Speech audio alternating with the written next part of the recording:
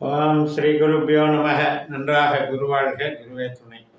பரபிரம்ம ருத்ரகாயத்ரி ஞானஸ்தலத்து நண்பர்களுக்கு வணக்கங்களும் வாழ்த்துக்களும். துலா லக்ன நண்பர்களுக்கு விதி கொடுப்பினையை பற்றிய பதிவு. ஏனென்றால் இப்போ நமக்கு 12 பாவங்களுக்கும் 12 விதமான கேரக்டருக்கு எந்த விஷயத்துக்கு எந்த பாவத்தை எடுக்கணும் அப்படிங்கிறத ஒரு புரிதல் இருந்தால் தான் அந்த பாவம் நமக்கு சிறப்பாக அமைஞ்சிருக்காங்கிற தேடுதல் நமக்கு கிடைக்கும். அப்போ தான் அந்த விதி, நம்மளுடைய விதி எப்படி இருக்குன்னு தெரிஞ்சுக்க முடியும். வெறும் கிரகத்தை மட்டும் பார்த்துக்கிட்டு இருந்தோம்னா, பயிற்சி ஆகிறத மட்டும் பார்த்துட்டு இருந்தால் இதில் பலன் வராது. அதனால் நம்மளுடைய லக்னம் என்பது மிக மிக முக்கியமானது. துலா லக்னம் என்பது காலபுருஷ தத்துவத்துக்கு 7வது வீடு. அதில் 9 பாதங்கள் இருக்குது. சுக்கிரனுடைய வீடு. செவ்வாயினுடைய நட்சத்திரமான சித்திரை 2 பாதங்கள், ராகுனுடைய நட்சத்திரமான சுவாதி 4 பாதங்கள், குருவனுடைய நட்சத்திரமான விசாகம் 3 பாதங்கள், இப்படி 9 பாதங்கள் இருக்கு. இதே மாதிரி தான் நம்ம வீட்டுக்கு 5ஆம் வீடான கும்பராசியில் செவ்வாயினுடைய நட்சத்திரமான அவிட்டம் 3-4 பாதங்களும், ராகுனுடைய நட்சத்திரமான சதயம் 4 பாதங்களும், குருவனுடைய நட்சத்திரமான பூரட்டாதி 3 பாதங்களும் இருக்கும். அதே மாதிரி தான் நம்ம லக்னத்திலிருந்து 9ஆம் வீடான மிதுனத்தில் செவ்வாயினுடைய நட்சத்திரமான மிருகஸ்ரீஷம் 2 பாதங்களும், ராகுனுடைய நட்சத்திரமான திருவாதிரை 4 பாதங்களும், குருவனுடைய நட்சத்திரமான புனர்பூசம் 3 பாதங்களும் இருக்குது. இது எதை குறிக்குதுன்னா அறம் சார்ந்த அணி அப்படின்னு சொல்லலாம். லக்னம் 5ஆம் இடம் 9ஆம் இடம்.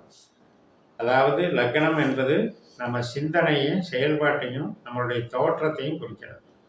5ஆம் இடம்ங்கிறது நமக்கு இஷ்டத்தை, தெய்வம், கலைகள், குழந்தை, நம்முடைய இன்பத்தை குறிக்குது, ஆரோக்கியத்தை குறிக்குது. 9ஆம் இடம் என்பது பூர்வீகம், குலதெய்வம், இறையருள், மேல்கல்வி, வெளிநாட்டு தொடர்பு, அந்நிய நபர் பழக்க வழக்கம், பூர்வீக சொத்துக்கள் சம்மந்தப்பட்டது எல்லாத்தையும் குறிக்குது. தந்தை வர்க்கத்தை குறிக்குது. இந்த 1, 5, 9ங்கிறது ஒரே புள்ளியாக தான் வரும். இப்போ உதாரணத்துக்கு துலாத்தில் நம்ம விசாகம் 1ஆம் பாதத்தில் பிறக்கிறோம் அப்படின்னா அது எத்தனாவது புள்ளி அப்படின்னா, செவ்வாயில் சித்திரை 2 புள்ளி போயிடும், ராகுவில் சுவாதி 4 புள்ளி போயிடும். இப்போ 6 பாதங்கள் போயிட்டு 7வது புள்ளியாக விசாகம் 1ஆம் பாதம் நமக்கு ஒழுகுது. இந்த 12 பாவங்களுக்கும் நமக்கு இந்த 7வது புள்ளியை கணக்கு வச்சுக்கணும். ஒவ்வொரு ராசியிலையும் 9 பாதம் இருக்கு இல்லையா? அப்போ 12 பாவத்திலையும் இந்த 7வது புள்ளி தான் லக்னத்தில் என்ன புள்ளியில் பிறக்கிறோமோ அதுக்கு தகுந்த மாதிரி அந்த 12 புள்ளிகளையும் நாம் கண்டுபிடிச்சிடலாம்.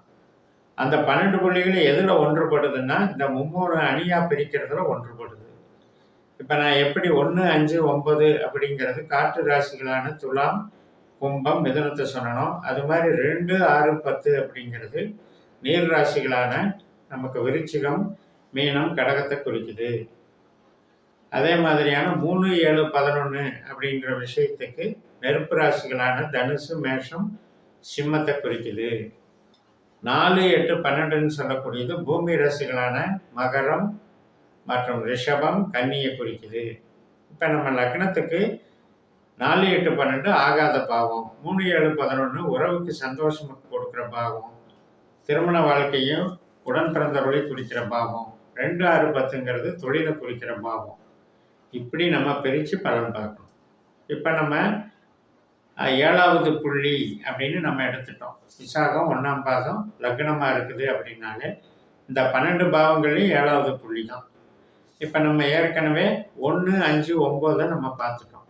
இப்போ 2, 6, 10க்கு 7வது புள்ளி எதுன்னு பார்த்தீங்கன்னா, உங்களுக்கு விருச்சிகத்தில் விசாகம் 1 பாதம் போக அனுஷம் 4 பாதம் இருக்குது. அது 5 புள்ளி போயிடும். அப்போ கேட்டை 2வது பாதம் தான் 7வது புள்ளியாக வரும், புதனுடைய நட்சத்திரம். அதே மாதிரி தான் மீன ராசியில் ரேவதி 2ஆம் பாதமாகவும், கடகராசியில் நமக்கு 10ஆம் வீடான தொழில் ஸ்தானத்தில் ஆயில்ய 2ஆம் பாதமாகவும் வரும்.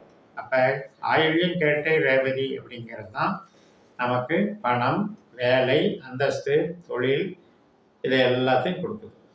அப்படிப்பட்ட அந்த புதன் நம்ம பிறக்கும்போது ஜனன ஜாதகத்தில் எந்த நட்சத்திரத்தின் வழியா, எந்த உபநட்சத்திரத்தின் வழியா, எந்த பாவங்களை இயக்குறாரோ அந்த பலனை தருவாருங்கிறது தான் விதி.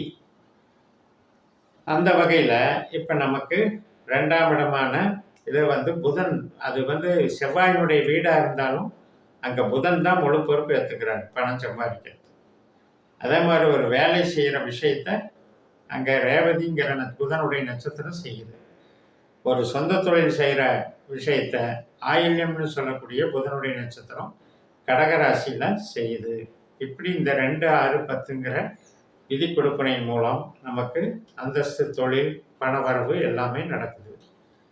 அடுத்த அணி அப்படின்னு எடுத்துக்கிட்டிங்கன்னா 3, 7, 11 சொல்லக்கூடிய நெருப்பு ராசிகளான தனுசு, மேஷம், சிம்மம். அப்போ அந்த 3ஆம் இடத்துல 7வது புள்ளி எதுவாக வரும் அப்படின்னு பார்த்தீங்கன்னா, இப்போ அங்கே இருக்கிறது 4 பாதம் மூல நட்சத்திரம், 4 பாதம் பூராட நட்சத்திரம். அப்போ அந்த பூராட நட்சத்திரத்தில் 3ஆம் பாதம் தான் 7வது புள்ளியாக வரும். அதே மாதிரி தான் நமக்கு மேஷத்தில் பரணி நட்சத்திரத்தில் 3வது புள்ளி வரும். அதே மாதிரி தான் சிம்ம ராசியில் பூர நட்சத்திரம் 3வது பாதம் அந்த 7வது புள்ளியாக வரும். அப்போ துலாத்துக்கு சுக்கிரன் என்பவர் அங்கே அதிகாரம் பெறுகிறார். கம்யூனிகேஷன் பண்ணுறது 3ஆம் இடம், இடம் மாறுறது, ஒரு டாக்குமெண்ட்ஸ் ரெடி பண்ணுறது, நம்முடைய மனசை குறிக்கிறது, ஆழ்ந்த அறிவை குறிக்கிறது, இதெல்லாம் சுக்கிரனாக வேலை செய்யுது. அதே மாதிரி 7ஆம் இடம் வாழ்க்கை துணை அப்படிங்கிறது கணவனோ அல்லது மனைவியோ ஏற்படுத்தி கொடுக்குற கிரகமாக அங்கே சுக்கிரன் வர்றாரு. கஸ்டமர் ஸ்தானம். அதே மாதிரி 11ஆம் இடமாக நமக்கு சிம்மராசியில் உள்ள பூர நட்சத்திரத்தில் வருது. அப்போ அந்த சுக்கிரனை போல தான் இந்த 3, 7, 11 கொடுப்பினை நமக்கு இருக்குது. அந்த கொடுப்பினையை நம்ம ஜனன ஜாதகத்தில் அந்த சுக்கிரனானவர் எந்த நட்சத்திர உபநட்சத்திரம் மூலம் எந்தெந்த பாவங்களை இயக்குறாருங்கிறத வச்சு நம்ம தீர்மானம் பண்ணிட்டு அந்த பலன்களை நாம் அனுபவிப்போம். அதே மாதிரி 4, 8, 12 அடுத்த அணி, அது பூமி ராசிகளான மகரம், ரிஷபம், கன்னி. அதில் 7வது புள்ளி அப்படிங்கிறது எது அப்படின்னா 4ஆம் பாதம், அதாவது சந்திரனுடைய 4ஆம் பாதம், திருவோணம் 4ஆம் பாதம் வரும். 8ஆம் இடத்துல ரோகிணி 4ஆம் பாதம் வரும். 12ஆம் இடத்துல அஸ்த 4ஆம் பாதம் வரும். அப்போ சந்திரன் தான் அங்கே ஆதிக்கம் பெறுகிறாரு 4, 8, 12க்கு. 4ஆம் இடங்கிறது வீடு வாங்கிறது, வாகனம் வாங்கிறது, தாயாருடைய உடல் நலம், தாயாருடைய சொந்த பந்தங்கள், நமக்கு உற்பத்தி செய்யக்கூடிய ஒரு பொருட்களை வச்சிருக்கிறது, வீட்டுக்கான பொருட்கள் வாங்கிறது, நம்மளுடைய உடம்புல உற்பத்தி செய்யக்கூடிய உறுப்புகள் இருக்கிறது, இதெல்லாம் 4ஆம் இடம். 8ஆம் இடம் என்பது ஆயுளை குறிக்குது, எந்த வகையில் நமக்கு மரணம் நேருங்கிறத சொல்லுது, உயில் சாசனங்கள் மூலமாக வரக்கூடிய அதிர்ஷ்ட பணத்தை குறிக்குது. 12ஆம் இடம் என்பது மூலதனம், செலவுகளை குறிக்குது. நமக்கு உடம்புல ஒரு உறுப்பை ஏதாவது ஆப்ரேட் பண்ண வேண்டி வருதா அப்படிங்கிற விஷயத்தையும், இடம் விட்டு இடம் போகிறது, ராஜ்ய தண்டனைக்கும், ரகசிய திட்டங்கள், இதையெல்லாம் குறிக்குது. அப்போ இந்த சந்திரன் இந்த ஆதிக்கத்தை பெற்றதுனால சந்திரன் ஒரு நிலையான கொடுப்பினையும் வச்சிருக்க மாட்டார். அதனால் என்ன பண்ணுவார், திசைக்கு தகுந்த மாதிரி அவர் ஒர்க் பண்ணுவார். அப்போ நமக்கு வரக்கூடிய திசைகள், நம்ம ஒரு ராசியில் பிறப்போம், ஒரு நட்சத்திரத்தில் பிறப்போம், அந்த நட்சத்திரத்தின்படி முதல் திசை ஆரம்பிக்கும். அதன்படி அடுத்தடுத்த திசைகள் வரும்போது அந்த திசைகளுக்கு தகுந்த மாதிரி சந்திரன் பலன் கொடுக்க ஆரம்பிப்பார். இப்படி தான் 12 பாவங்களுக்கும் விதி கொடுப்பனை நமக்கு வேலை செய்கிறது. அதை தெரிந்து கொள்வது அடிப்படை தான் இந்த விஷயம். இன்னும் டெப்த்தாக போய் அக்யூரஸியாக போகிறதுக்கு மெத்தட் இருக்குது. பாஸ்கர அஸ்ட்ராலஜி சிஸ்டத்தில் நம்ம பிறந்த தேதி, நேரம், நம்ம பிறந்த ஊரை பேஸ் பண்ணி 12 பாவத்துக்கு உபநட்சத்திரங்களை கண்டுபிடிக்கலாம். அதில் ஒரே அணியில் ஒரே புள்ளிகளாக வருவது இருக்காது, மாறி வரும். காரணம் என்னென்னா, ஒவ்வொரு ஊருக்கும் உள்ள லாங்கிடியூட், லேட்டிடியூட், அந்த இடம் அச்சாம்சம், தீர்க்காம்சம் வழியாக அந்த நீண்ட ராசி, குறுகிய ராசி தன்மைகள்னால அந்த மாற்றங்கள் வரும். அந்த மாதிரி நம்ம சாஃப்ட்வேரில் கணித்து 12 பாவ உபநட்சத்திர ரீதியாக வரக்கூடிய கிரகங்களை தான் நாம் இந்த கேள்விகளுக்கு பயன்படுத்தணும். ஒரு வீடு கட்டணும்னா 4ஆம் பாவ உபநட்சத்திரம் தான் தீர்மானம் பண்ணுவார். அந்த விதி கொடுப்பினை என்ன சொல்லுதோ அதன்படி தான் நமக்கு அந்த வீட்டினுடைய பலன் அமையும். திருமணம் அப்படிங்கிறது 7ஆம் பாவம், தொழிலுங்கிறது 10ஆம் பாவம். அந்த உபநட்சத்திரம் தான் அதை தீர்மானம் பண்ணும். அப்படித்தான் விதியை நம்ம ஃபாலோ பண்ணணும். அந்த விதியின்படி தான் நமக்கு வாழ்க்கை நகர்ந்து செல்லும். லக்னத்துக்கு ஒரு கொடுப்பினை இருக்கிறது போல 12 பாவத்துக்கும் 12 பாவ கொடுப்பினைகளை தெரிந்து இந்த ஜோதிடத்தை பயன்படுத்தி பலன் பெறுவோம் என்று கூறி நிறைவு செய்கிறேன். இந்த சேனலை சப்ஸ்கிரைப் பண்ணி ஷேர் பண்ணுங்கள். உங்கள் தனிப்பட்ட ஜாதக பலாபலன்களை என்னுடைய வாட்ஸ்அப் நம்பரில் தொடர்பு கொண்டு பலன் பெறுங்கள்.